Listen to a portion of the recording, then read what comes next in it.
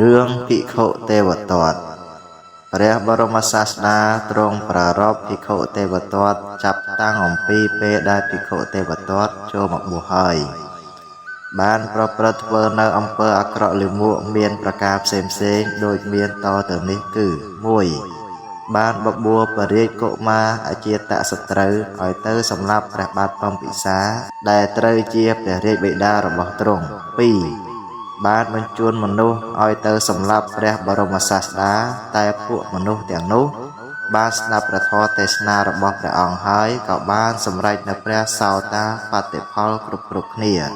3. បានឡើងទៅលើកំពូលភ្នំកិច្ចកោฏហើយទម្លាក់ដុំថ្មចុះមកបានធ្វើលោហិតុបាតដល់ព្រះសាស្តា 4. បានលែងដំរីណាឡាគិរីដែលចុះព្រេងឲ្យទៅធ្វើអន្តរាយដល់ព្រះសាស្តាតែមិនបានសម្រេចដោយគោលបំណងឡើយ 5. បានប្រមូលពួកភិក្ខុ500រូបធ្វើសង្ឃភេទគឺបំបែកសង្ឃចំណេរការក្រោយមកភិក្ខុទេវទត្តមានជំងឺយ៉ាងធ្ងន់អស់រយៈពេល9 ខែទីបំផុតភិក្ខុទេវទត្តបានដឹងទោសកំហុសរបស់ខ្លួនហើយមានសេចក្តីប្រាថ្នាចង់ទៅក្រាបថ្វាយបង្គំសូមខមាទោសចំពោះព្រះភក្ត្រនៃព្រះមានព្រះភិក្ខបានឲ្យកូនសិស្សសែងទៅគាល់ព្រះអង្គពេលដែលកូនសិស្សសែងទៅដល់មាត់ស្រះបែរវត្តចេតពុនបានប្រាប់ឲ្យកូនសិស្សដាក់ចុះសិននៅពេលដែលភិក្ខុទេវទត្តដាក់ជើងចុះដល់ផែនដីភ្លាមព្រះធរណីក៏បានស្រូបយកភិក្ខុទេវទត្តលិចចូលបាត់ទៅក្នុងថ្ងៃនោះឯងភិក្ខុបានក្រាបទូលសួរព្រះសាស្តាថាបបិទ្ធព្រះអង្គដ៏ចម្រើន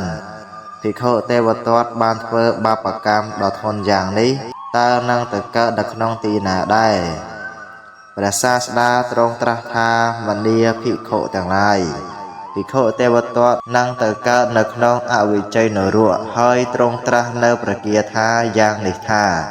អិធតបតិបេចតបតិបាបការីឧភយដ្ឋតបតិបាបាំងមេកតន្តិតបតិភ័យយោតបតិទុកតាំងកតោបុគ្គលអ្នកធ្វើអំពើបាបរមែងក្តៅក្រហាយក្នុងលោកទាំងពីរគឺក្តៅក្រហាយក្នុងលោកនេះផងក្នុងលោកខាងមុខផងបុគ្គលអ្នកធ្វើអំពើបាបនោះរមែងក្តៅក្រហាយដោយនឹកឃើញថាបាបអញបានធ្វើហើយ